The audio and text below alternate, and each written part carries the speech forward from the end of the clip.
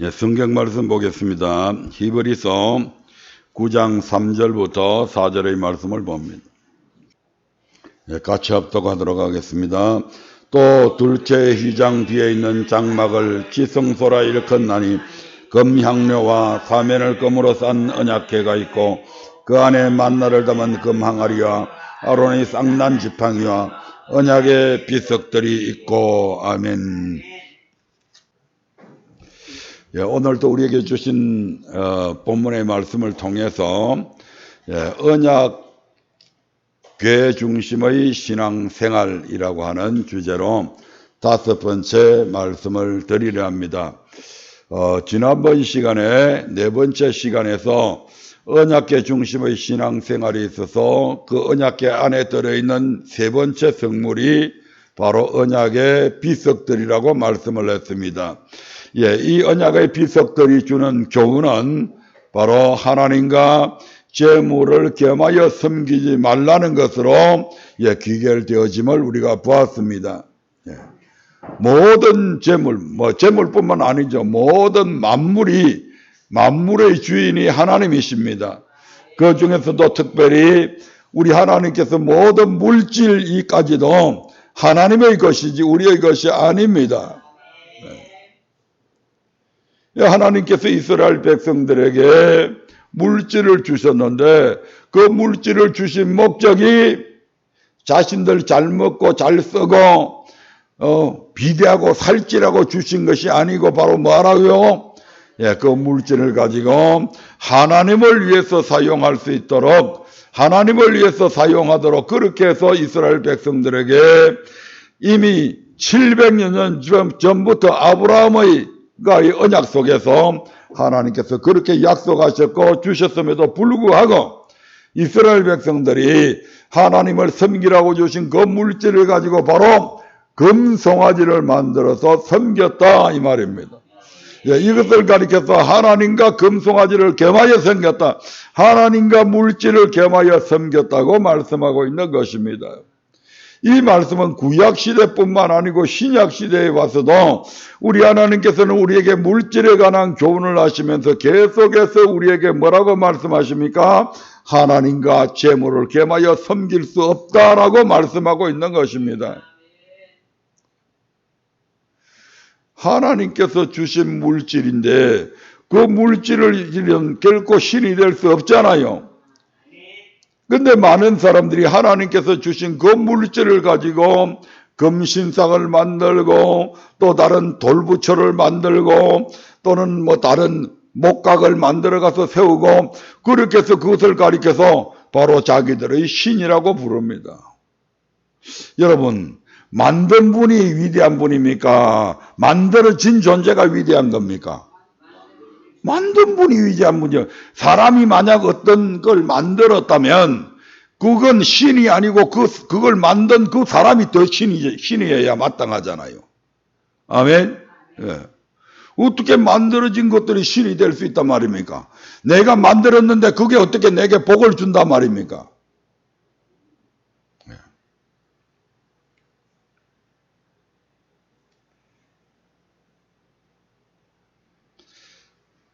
그래서 바로 이 금송아지를 사건은 바로 하나님과 재물을 겸하여 섬길 수 없다는 것을 우리에게 교훈해 주시는 내용인데 하나님과 재물을 겸하여 섬기는 기준들을 제가 말씀을 드렸죠. 예. 우리가 하나님의 물질을 그러면 그렇다고 물질이 그럼 전혀 필요 없는 거냐? 아니란 말이에요. 우리가 살아가는 데 있어서 많은 편리함을 주고 많은 유익을 주는 것이 물질이기도 합니다. 아멘. 그럼에도 불구하고 그 물질을 우리는 섬기는 존재로 사용하는 것이 아니라 그 물질을 하나님을 섬길 수 있는 그런 물건으로 사용할 수 있는 그런 지혜가 있어야 된다 이 말입니다. 그런데 이게 도리어 주객이 전도되어져 가지고 이 물질이 우리에게 신이 되고 그 물질을 신이라고 섬기는 이들이 점점 늘어나고 있는 것입니다. 그러면 어떤 것이 물질을과 하나님을 겸하여 섬기는 기준은 무엇인가? 바로 불의의 재물을 가지고 친구를 사귀는가 아니 사귀는가에 따라서 바로 하나님을 섬긴다, 하나님과 재물을 겸하여 섬긴다로 분별할 수 있다는 것이죠. 예, 그 불의의 재물이라고 하는 것은 바로 모든 재물이 누구 것이다? 하나님 것이다. 근데 그 하나님께서 그 재물을 누구한테 주셨다? 우리에게 맡겨주셨다. 청지기다, 우리는. 물질을 맡은 청지기다. 그리고 그 청지기가 이 불의의 재물을 사용하는 데 있어서, 불의의 재물을 사용함에 있어서 이 불의의 재물을 갖고 친구를 사귀면 하나님만 섬기는 것이고, 이 불의의 재물을 가지고 친구를 사귀지 아니하고 자기 자신의 유익만을 위해서 쓴다면 그것은 바로 하나님과 재물을 겸하여 섬기는 것이라고 말씀을 드렸습니다. 예, 두 번째 기준은 불의의 재물에 충성하는가 충성하지 않는가. 그냥 불의의 재물을 가지고 친구를 사귀는데 그저 조그만 일부분만 띄어서 섬기는가 하는 것은 충성이라고 볼 수 없죠. 충성은 온 힘을 다해서 하는 겁니다. 아멘. 내 마음을 다하고 뜻을 다하고 힘을 다하고 목숨을 다해서 주 너희 하나님을 사랑하고 이 말입니다. 전체를 다해야 되는 겁니다. 온 마음을, 온 뜻을, 온 의지를 다해서 섬겨 사랑해야 그게 충성된 것이죠. 불의의 재물로 친구를 사귀는데 불의한 재물에 충성하는가 충성하지 않는가. 그래서 제가 마태복음 19장에 나오는 부자 청년의 예를 들었죠. 그 부자 청년은 이웃들에게 나누어 주고 많은 사람을 도와주고 그렇게 했습니다. 하지만 그러면 그로 인해서 그가 큰 부자가 되었죠. 구약의 기준에 의하면 그는 분명히 구원받습니다. 그러나 신약에 와서 주님께서 우리에게 주신 새로운 율법, 바로 그리스도의 율법이죠. 내면의 것까지도 지켜야 되는 율법. 그게 의하면 그에게는 한 가지 부족한 것이 있어. 그게 바로 뭐냐? 네 재물을 가지고 가난한 사람들에게 나눠줘라. 아멘. 그래서 이 부자 청년이 그 영생의 말씀을 듣고도 근심하며 돌아가 버립니다. 왜? 그 가난한 자들을 도와주고 난 알거지 되는데요. 나는 빈털털이 되는데요. 그렇게 드리는 것을 우리 하나님께서는 그냥 공수레로 안 보낸다 이 말입니다. 가난한 자에게 꽂주는 것은 누구한테 꽂주는 것이다? 하나님께 꽂주는 것이다. 자신의 모든 재산을 팔아서 가난한 자를 도와주었다면 그것은 누구한테 한 것이다? 하나님께 한 것이다. 그 하나님이 그 돈 꿀꺽 생겨 먹고 아무것도 그냥 거지꼴로 살게 만든다 안 하신다 이 말이에요.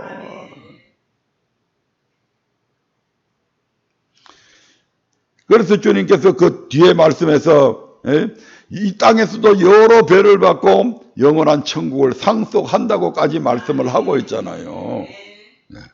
그래서 우리에게 주어진 그 물질들, 불의의 재물들을 가지고 그냥 건성으로 흉내만 내는 그런 자선들은 하지 마라 이 말입니다.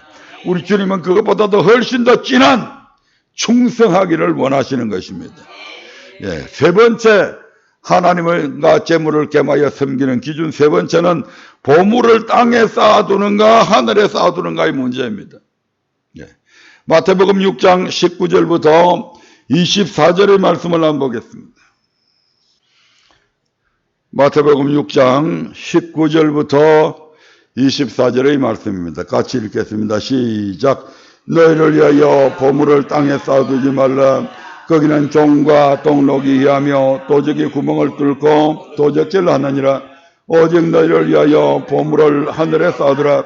거기는 좀이나 똥록이 해하지 못하며 도적이 구멍을 뚫지도 못하고 도적질도 못하느니라. 내 보물 있는 그곳에는 내 마음도 있느니라. 눈은 몸의 등불이니 그러므로 내 눈이 성하면 온몸이 밝을 것이요 눈이 나쁘면 온몸이 어두울 것이니 그러므로 내게 있는 빛이 어두우면 그 어둠이 얼마나 하겠느냐. 한 사람이 두 주인을 섬기지 못할 것이니 호기를 미하며 저를 사랑하거나 호기를 중히 여기며 저를 경히 여김이라. 너희가 하나님과 재물을 겸하여 섬기지 못하느니라. 너희를 위하여 오직 너희를 위하여 보물을 하늘에 쌓아두라. 하늘에 보물을 쌓아두는 것은 하나님을 위한 것도 아니요 교회를 위한 것도 아니야. 결과적으로는 누구를 위한 것이다? 자기 자신을 위한 것이다 이 말입니다. 이걸 알아야죠. 은행에 저축하는 건 누구를 위해서 하는 겁니까? 자기를 위해서 하는 거예요. 주식에 투자하는 건 누구를 위해서 하는 겁니까? 자신을 위해서 하잖아요. 은행에 예금시키면서 그것 때문에 불평불만하는 사람이 있습니까? 없잖아요. 오히려 저축할 수 있게 돼서 다행스럽게 생각하고 큰 돈을 은행에 맡길 수 있게 돼서 오히려 든든하게 생각하잖아요. 아멘. 은행에 큰 돈을 맡기면서 근심하는 사람 없어. 우리가 하늘에 보물을 쌓아두는 것은 다른 누구를 위한 것도 아니고 바로 자기 자신을 위한 거다 이 말입니다. 그래서 너희를 위하여 오직 너희를 위하여 보물을 하늘에 쌓아두라고 말씀하고 있잖아요. 거기에 쌓아두면 도적이 구멍을 뚫지도 못하고 동록이 해하지도 못하고 도적질도 못한다고 가장 안전한 근거처다 이 말입니다. 근데 많은 사람들이 이 하늘의 보물을 쌓지 못하고 이 땅의 보물을 쌓아두는 데에 더 관심을 갖고 있잖아요. 그러면 아니 목사님 하늘의 보물을 쌓으려면 하늘에 돈을 저축하려면 어떻게 해야 돼요? 하늘에 뭐 계좌가 있어요? 송금해야 돼요? 어떤 계좌로 송금을 해야 돼요? 계좌번호가 뭐예요? 땅에 쌓아두는 것과 하늘에 쌓아두는 것, 그 기준은 어떻게 하는 것이 하늘에 쌓아두는 것이고 어떻게 하는 것이 땅에 쌓아두는 것인가? 성경은 그것까지도 우리에게 명확하게 가르쳐주고 있습니다. 누가복음 12장 16절부터 21절의 말씀을 보겠습니다. 누가복음 12장 16절부터 21절의 말씀입니다. 같이 봅니다. 또 비유로 저희에게 일러 가라사대 한 부자가 그 밭에 소출이 풍성하며 심중에 생각하여 가로되 내가 곡식 쌓아둘 곳이 없으니 어찌할꼬 하고 또 가로되 내가 이렇게 하리라 내 곡간을 헐고 더 크게 짓고 내 모든 곡식과 물건을 거기 쌓아두리라. 또 내가 내 영혼에게 이르되 영혼아 여러에 썰 물건을 많이 쌓아두었으니 평안히 쉬고 먹고 마시고 즐거워하자 하리라되 하나님은 이러시되 어리석은 자여 오늘 밤에 내 영혼을 도로 찾으리니 그러면 내 예비한 것이 네 것이 되겠느냐 하셨더니 자기를 위하여 재물을 쌓아두고 하나님께 대하여 부여치 못한 자가 이와 같으리라. 아멘. 이 땅에 재물을 쌓아두느냐 하나님께 하늘에 쌓아두느냐 무엇으로 분별하냐? 자기를 위하여 재물을 쌓아두고 하나님께 대해서는 부여하지 못한 자가 바로 이와 같다. 아멘. 바로 이 땅에 보물을 쌓는 자다 이 말입니다. 하나님과 재물을 겸하여 섬기는 자다 이 말입니다. 아멘. 그 부자만 해당되냐? 아닙니다. 가난한 자들에게도 똑같이 동일하게 적용되는 말씀입니다. 흔히 이 말씀을 들으면 나는 부자가 아니라서 괜찮겠구나. 아니에요. 가난해도 가난한 사람들의 레벨 속에서도 내가 하늘에 많이 쌓아두는 사람이 있는가 하면 땅에 쌓아두는 사람이 훨씬 더 많다 이 말입니다. 그래서 점점 더 가난해지고 점점 더 어려움을 당하고 맨날 남한테 손 벌려야 얻어먹고 사는 그런 가난맹이들도 얼마든지 많이 있잖아요. 그럼 그런 사람들은 하늘에 보물을 안 쌓아도 되냐? 아니에요. 그런 사람들도 쌓아야 된다 이 말입니다. 가난할수록 더 많이 쌓아야 돼요. 그래야 부유한 자들과 공평하게 된다고 성경이 그렇게 가르치고 있잖아요. 나는 가난하기 때문에 안 내도 되겠구나. 나는 가난하기 때문에 나 자신을 위해서 우리 자신을 위해서 더 저축해야 되겠구나. 아니란 말이에요. 하나님께 더 우선적인 거란 말이에요. 아멘. 그 하나님께 가난한 가운데서도 더 많은 것을 하나님 앞에 쌓아두면 하나님께서 그에게 점점 더 복을 주셔서 부자와 평균체 되리 한다고 그렇게 말씀하고 있잖아요. 하나님이 돈이 없어서 그 어린애들한테 있는 코 묻은 돈 그거 뺏으려고 그렇게 하는 게 아니란 말입니다. 때거리도 제대로 없는 그 사람들의 돈을 끌어내는 그런 악덕 그런 하나님이 아니란 말이에요. 그걸 통해서 그들에게 뭐 주시려고 이 땅에서도 여러 배를 받고 저 영원한 영생까지도 상속하게 만들려고 하나님께서 그렇게 하시잖아요. 많은 사람들이 이 성경 구절을 보면서 부자들만 하는 거, 자기는 아무 해당 사항이 없는 걸로. 바보들 같이.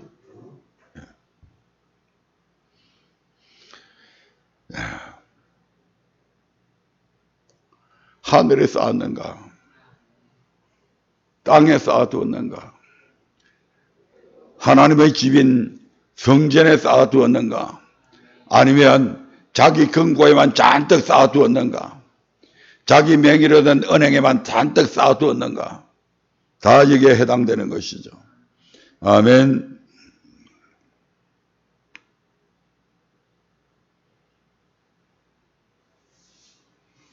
또한 이 금송아지 사건이 주는 것은 첫 번째가 하나님과 재물을 곧 두 주인을 겸하여 섬긴 사건이고, 두 번째 이 금송아지 사건은 어떤 사건이냐면 이스라엘 백성들이 출애굽한 이후에 맨 처음 범한 죄입니다. 아멘. 그 말은 교회 생활하면서 가장 범하기 쉬운 죄가 바로 하나님과 재물을 겸하여 섬기는 것임을 우리에게 보여주는 사건이다 이 말입니다. 오늘로 보십시오. 뭐 한국뿐만 아니고 전 세계적으로도 이스라엘 백성의 역사 속에서도 계속해서 우리가 보잖아요. 조금 부유해지면 가장 먼저 뭐 한다? 재물부터 먼저 섬겨.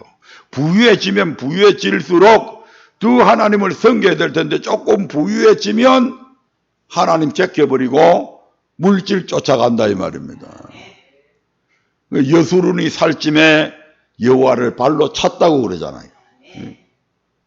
좀 윤택하게 되고 부유해지면 그 윤택하게 하시고 부유하게 하신 것이 하나님이시지 그 물질을 내가 잘 이용했기 때문에 잘 투자를 했기 때문에 아니에요. 아멘. 그걸 잘 투자할 수 있게 하시는 분도 하나님이시잖아요. 하나님과 언약한 후에 제일 먼저 범한 죄가 바로 출애굽기 24장에서 하나님과 언약을 체결하고 출애굽기 32장에서 금송아지 사건이 나온다 이 말입니다. 교회 생활하면서 가장 범하기 쉬운 죄.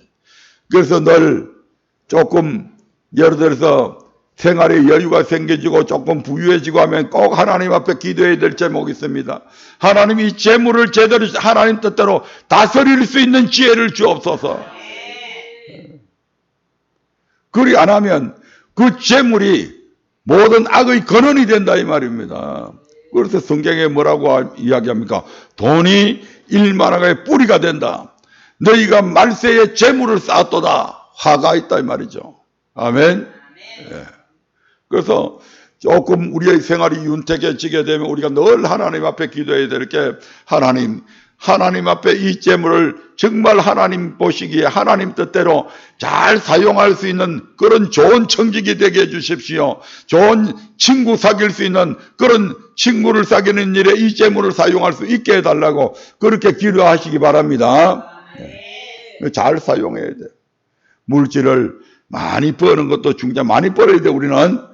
많이 벌어서 가난한 자들을 더 많이 줘야지. 엊그제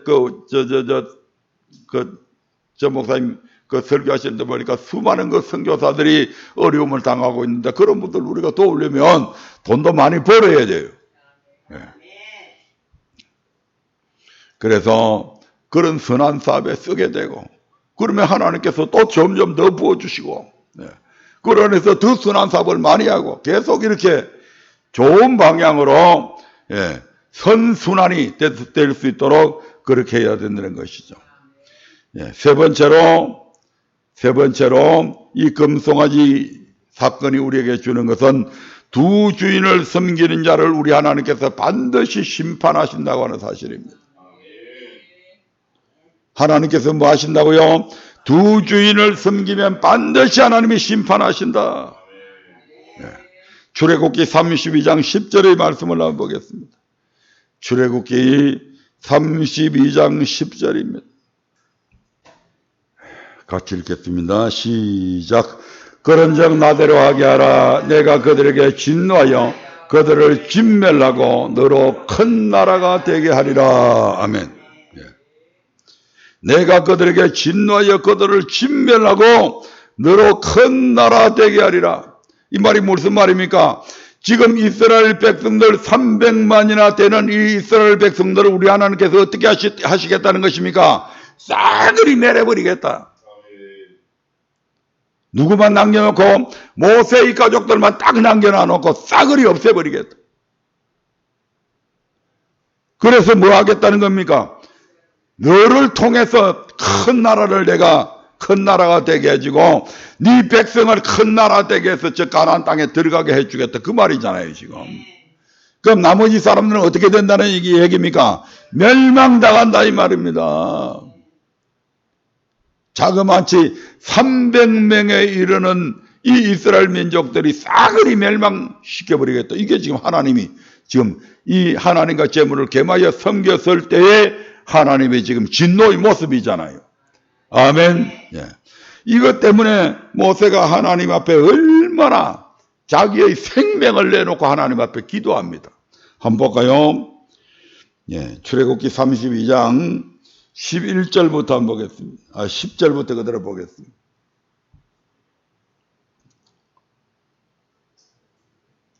시작. 그런즉 나대로 하게 하라. 내가 그들에게 진노하여 그들을 진멸하고 너로 큰 나라가 되게 하리라. 11절 같이 읽겠습니다. 시작. 모세가 그 하나님 여호와께 구하여 가로되 여호와여 어찌하여 그 큰 권능과 강한 손으로 애굽 땅에서 인도하여 내신 주의 백성에게 진노하시나이까? 어찌하여 애굽 사람으로 이르기를 여호와가 하를 내려 그 백성을 산에서 죽이고 지면에서 진멸하려고 인도하여 내었다 하게 하려 하시나이까? 주의 맹렬한 노를 거치시고 뜻을 돌이키사 주의 백성에게 이 하를 내리지 마옵소서. 주의 종 아브라함과 이삭과 이스라엘을 기억하소서. 주께서 주를 가리켜 그들에게 맹세하여 이르시기를 내가 너희 자손을 하늘의 별처럼 많게 하고 나의 허락한 이 온 땅을 너희의 자손에게 주어 영영한 기업이 되게 하리라 하셨나이다. 여호와께서 뜻을 돌이키사 말씀하신 화를 그 백성에게 내리지 아니하시니라. 아멘. 예. 우리 하나님께서 얼마나 노하셨으면 이 백성이 200만이든 300만이든 난 상관없어. 싸그리 다 매려버리고 너로 큰 나라를 이루게 해주겠다. 그렇게 말씀하니까 모세가 생명을 내걸고 하나님 앞에 항변합니다. 지금. 감히 피조물인 모세가 하나님 앞에 지금 항변하는 거예요. 하나님 그리하시면 안 됩니다. 그리하시면 여호와의 이름이 실추되잖아요. 여호와의 명예가 실추되잖아요. 저 애굽 사람들이 뭐라고 말씀하시겠습니까? 이방 사람들이 뭐라고 말씀하시겠습니까? 그래도 하나님께서 대답이 없으니까 뭐라고 얘기합니까? 주의 종 아브라함과 이삭과 이스라엘을 기억하옵소서. 우리 하나님께서 아브라함에게 내가 네 자손을 땅에 하늘의 별처럼 땅의 모래처럼 많게 해주겠다. 아멘. 이삭에게도 내가 네 자손을 하늘의 별처럼 땅의 모래처럼 많게 해주겠다. 야곱에게도 그렇게 약속하셨잖아요. 지금 모세가 그 하나님께서 이스라엘 자기들이 조상들에게 약속한 그 약속을 지금 들이밀고 지금 항변하는 거잖아요.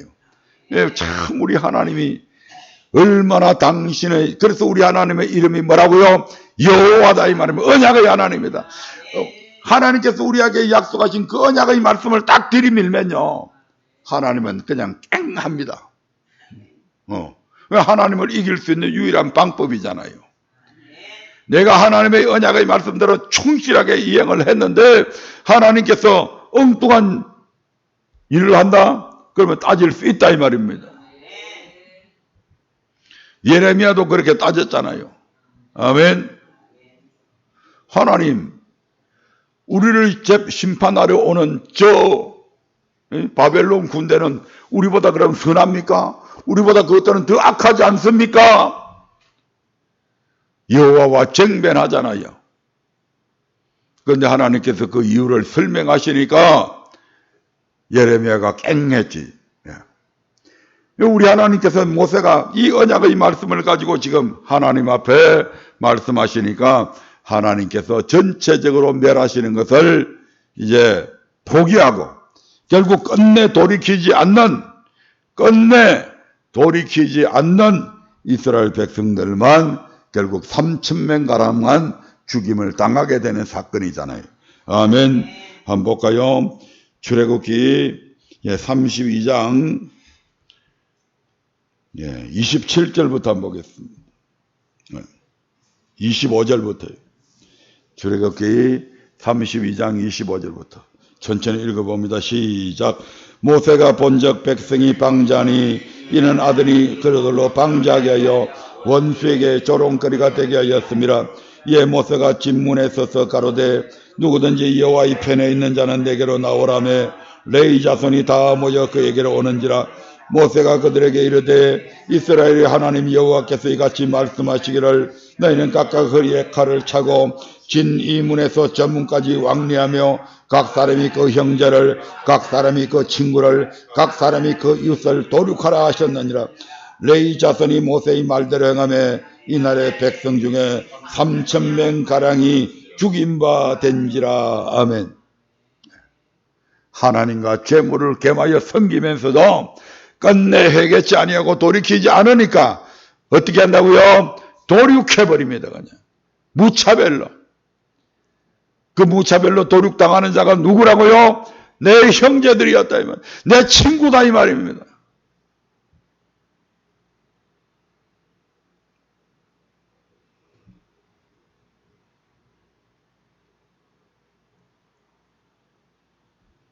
내 아들이었다 이 말입니다.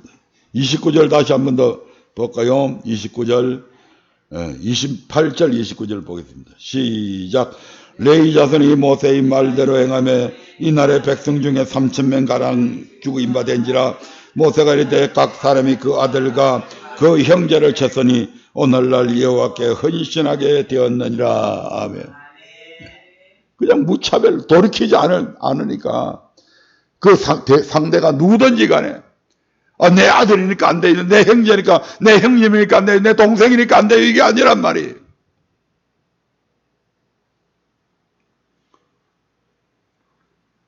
하나님과 재물을 두 주인을 섬기게 되면 이처럼 하나님께서는 반드시 심판하십니다.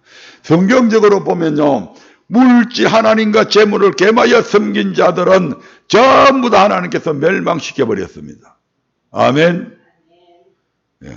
한 군데 더 볼까요? 여호수아 7장 1절부터 26절까지 봐야 되는데 여기에는 어떤 사건이 있느냐 하면 아간의 사건은 나옵니다. 아간. 예.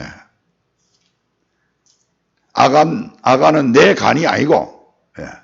자할 때 예. 내 간이 아니고 아간이 누구라고요? 예. 바로 하나님의 것을 도적질한 사람, 그래서 멸망받은 사람. 예. 하나님께서 이스라엘 백성들로 하여금 요단을 건너게 만들고 그 첫 번째 성을 점령하기 위해서 여리고성을 점령하게 되잖아요. 그 여리고성을 점령하기 전에 우리 하나님께서 이스라엘 백성들에게 명령을 하게 되죠. 그 성에 들어가면 거기에 여리고성에 살고 있던 많은 백성들이 가지고 있던 그 모든 물품들, 금이든 은이든 옷이든 철이든 모든 것들은 여호와께 바칠 물건이다. 아멘. 결단코 너희 개개인이 취하면 안 된다. 예. 그렇게 분명하게 경고를 합니다. 아멘. 예. 6장 18절 한번 볼까요? 7장 보기 전에 먼저 6장 18절부터 한번 보십시오. 시작. 너희는 바칠 물건을 스스로 삼가라. 너희가 그것을 바친 후에 그 바친 어느 것이든지 취하면 이스라엘 진으로 바침이 되어 화를 당케 할까 두려워하노라. 은근과 동철 기구들은 다 여호와께 구별될 것이니 그것을 여호와의 곳간에 드릴지니라. 아멘. 그래서 거기 여리고 성에 있는 모든 물품들, 그 여리고 성 사람들과 전쟁을 하는 거잖아요. 그 첫 번째 전쟁에서의 전리품은 첫 번째 것은 누구 것이다? 여호와의 것이다. 첫 번째 전리품도 누구의 것이다? 여호와의 것이다. 그러니까 그것은 여호와께 반드시 드려야 된다 이 말이죠. 그러니까 이스라엘 백성들이 행여 들어가가지고 그 물건 욕심내가지고 취하지 마라 이 말입니다. 취하게 되면 이스라엘 전체에 화가 미친다고 지금 경고하죠. 그리고서 이제 7절에 들어가서 그 여리고성은 다 무너뜨립니다. 그리고 7장에 들어가서 이스라엘 백성들이 여리고성과는 비교도 되지 않는 조그마한 아이성이라고 하는 곳을 점령하게 되는데, 싸우게 되는 아이성 전투가 있게 되는데, 그 아이성을 이제 점령하기 전에 여호수아가 정탐을 하게 만듭니다. 그 정탐을 하고 돌아온 사람들이 이 성은 굉장히 형편없는 성입니다. 조그마한 성입니다. 그러니까 수고스럽게 우리 군사 몇만 원이 올라갈 필요도 없고 한 2, 3천 명만 올라가도 충분히 점령할 수 있는 성입니다. 그렇게 해서 약 3천 명 가량의 군사만 뽑아가지고 그 아이성을 점령하게 만드는데 전쟁을 하러 나가게 되는데 대패하게 됩니다. 그리고 약 30몇 명의 이스라엘 군대가 죽게 되죠. 그리고 대패해서 퇴각을 하는데 이 사건을 보고 여호수아가 아연실색을 내버립니다. 왜 그러냐면 전쟁에 있어서의 성패는요, 그 군사들의 사기와 직접적인 연관이 되거든요. 자, 여태까지 여리고 성까지를 점령할 때까지는 가나안 7족속들과 그 주변에 있는 모든 나라들이 이스라엘 군대를 어떻게 봤습니까? 저 군대는 무적의 군대다. 저 군대는 하나님이 함께 하시는 군대다. 저 군대들을 위해서 하나님께서 싸우시는 군대가 바로 저 군대다. 그러니까 우리는 결코 저 군대를 이길 수가 없다. 저 사람들이 애굽을 항복시키고 나왔잖냐. 저 사람들이 홍해 바다를 가르고 나왔잖냐. 저 사람들이 우리가 얼마 전에 보다시피 요단 강물을 건너지 않았냐. 저 군대를 누가 이길 수 있냐. 여리고성을 전쟁 한 번도 칼 한 번 쓰지 않고 무너뜨린 군대가 바로 저 이스라엘 군대가 아니냐. 이게 가나안 전역에 소문이 나 있다 이 말입니다. 감히 이스라엘 군대들하고 싸울 용기가 있어요 없어요? 없어. 이스라엘 군대가 그냥 가기만 해도 그냥 손이 덜덜 떨리갖고 손에 가지고 있던 칼을 그냥 놓아버릴 정도로 그런 공포의 대상이 지금 이스라엘 군대란 말이에요. 그런데 지금 아이성과의 전투에서 누가 이겼어요? 아이성 군대가 이겼어. 이걸 통해서 이 소문이 가나안 전역으로 이제 퍼져나갈 거잖아요. 이스라엘 군대 그거 아무것도 아니래. 여리고성에 있는 저 사람들이 괜히 겁먹어가지고 쫄아 있다가 그래 지금 저거 망한 거잖아. 그거 봐봐 아이성 그 군대 그 보잘것없는 성도 함락 못 시키고 그것들한테 이겼대. 그렇게 되면 가나안 7족속뿐만 아니라 주변의 모든 나라들이 이스라엘 군대를 이길 수 없는 군대를 보겠습니까? 무시하겠습니까? 야 보잘것 없다 저것들 싸우자 이렇게 하고 다 들고 일어날 거잖아요. 그러니까 이제 여호수아가 아예 실색을 한 거예요. 여호와여 도대체 어떻게 하시려고 이러십니까? 어떻게 하려고 앞으로 우리가 어떻게 이 땅을 점령하라고 저 조그마한 성도 우리가 점령 못하는 이런 군대로 전락시켰습니까? 여호와께서 여호와여 왜 이러십니까? 하고 하나님 앞에 눈물로 기도하며 대성통곡을 하고 하나님 앞에 엎드려 있게 됩니다. 그때 우리 하나님께서 그 원인을 말씀을 해 주시죠. 7장 12절부터 한번 보겠습니다. 7장 12절부터. 하나님과 재물을 겸하여 섬기면, 두 주인을 섬기면 하나님께서는 반드시 심판하신다 이 말입니다. 12절부터 시작. 그러므로 이스라엘 자손들이 자기 대적을 능히 당치 못하고 그 앞에서 돌아섰나니 이는 자기도 바친 것이 됨이라. 그 바친 것을 너희 중에서 멸하지 아니하면 내가 다시는 너희와 함께 있지 아니하리라. 너는 일어나서 백성을 성결케 하여 이르기를 너희는 스스로 성결케 하여 내일을 기다리라. 이스라엘의 하나님 여호와의 말씀에 이스라엘아 너희 중에 바친 물건이 있나니 내가 그 바친 물건을 너희 중에서 제하기 전에는 너희의 대적을 당치 못하리라. 아멘. 너희 백성들 중에 너희 군대들 중에 누군가가 하나님 앞에 바친 물건을 도적질해 간 사람이 있다. 그것 때문에 너희들이 아이성을 점령하지 못한 것이다. 그 도적질한 물건을 다시 찾아와서 내게 바치기 전까지는 너희가 절대로 너희 대적을 이기지 못하게 될 것이다. 지금 하나님께서 그렇게 지금 경고하시잖아요. 그래서 이제 그 바친 물건을 도적질한 사람이 누군지 찾아내야죠. 수사를 해야죠. 네, 그렇게 해서 이제 제비를 뽑기 시작합니다. 그 제비를 뽑고 또 뽑고, 어느 지파부터 뽑고, 그렇게 유다 지파가 걸리고, 유다 지파 중에서 누구가 걸렸느냐니까 또 찾아보니까 또 다른 사람이 뽑히고, 이제 이런 과정들이 쭉 나오게 되죠.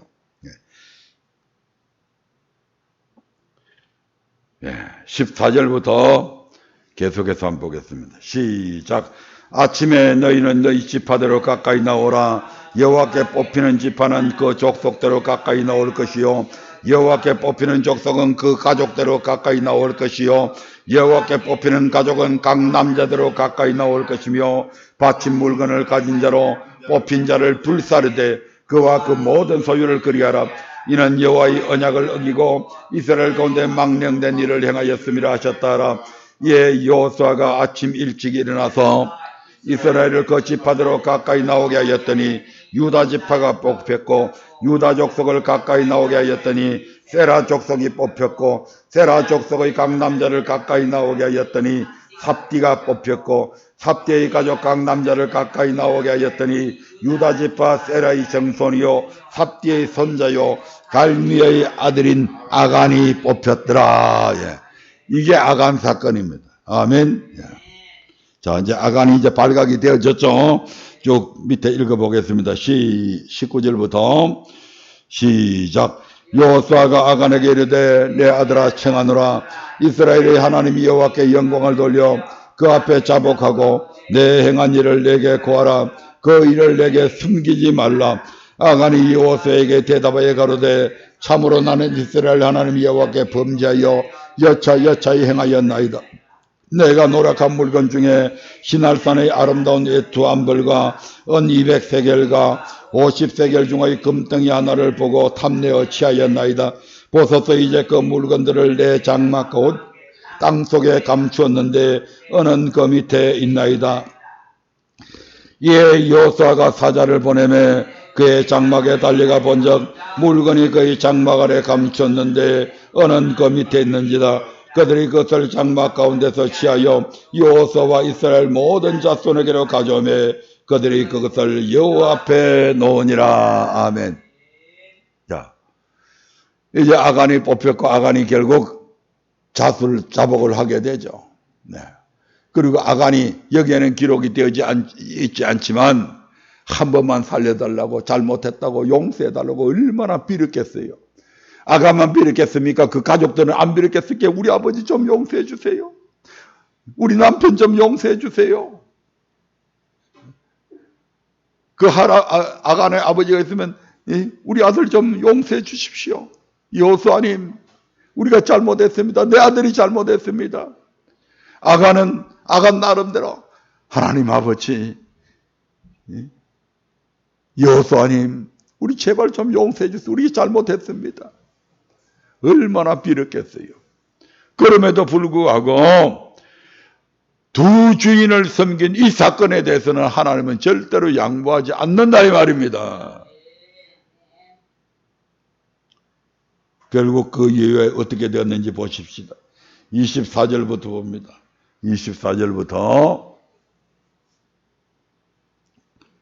시작. 여호수아가 이스라엘 모든 사람으로 더불어 세라의 아들 아간을 잡고 그 은과 외투와 금덩이와 그 아들들과 딸들과 소들과 나귀들과 양들과 장막과 무릇 그에게 속한 모든 것을 이끌고 아골 골짜기로 가서 여호수아가 고르되 내가 어찌하여 우리를 괴롭게 하였느냐 여호와께서 오늘날 너를 괴롭게 하시리라 하니 온 이스라엘이 그를 돌로 치고 그것들도 돌로 치고 불사르고 그 위에 돌무더기를 크게 쌓았더니 오늘날까지 있더라. 여호와께서 그 극렬한 분노를 거치시니 그러므로 그 옷 이름을 오늘날까지 아골 골짜기라 부르더라. 아멘. 아간과 그 모든 가족들과 그 아들과 딸들과 그 훔친 것들과 그의 모든 소유된 것들을 전부 다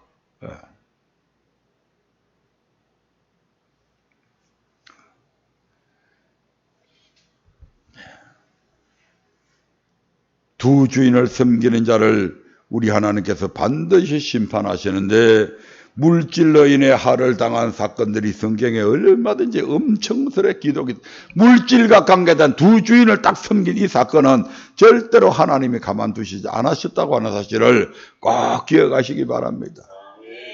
네, 다음 시간에도 계속해서 지금 시간이 다 돼서 그런데 다음 시간에도 계속해서 이 부분에 그 사건들만 한 5가지 정도만 더 살펴보고 말씀을 끝내려 합니다. 하나님과 재물을 겸하여. 그래서 우리가 재물이 있을 때에 재물 물질을 사용하는 데 있어서 하나님께 늘 기도해야 된다 이 말입니다. 물질을 섬기는 자가 아니라 오직 하나님만 섬기게 해주옵소서. 선한 청지기가 되게 해주옵소서. 그래서 주인의 뜻대로 이 물질을 사용할 수 있도록 해주옵소서. 늘 기도해야 됩니다. 아멘.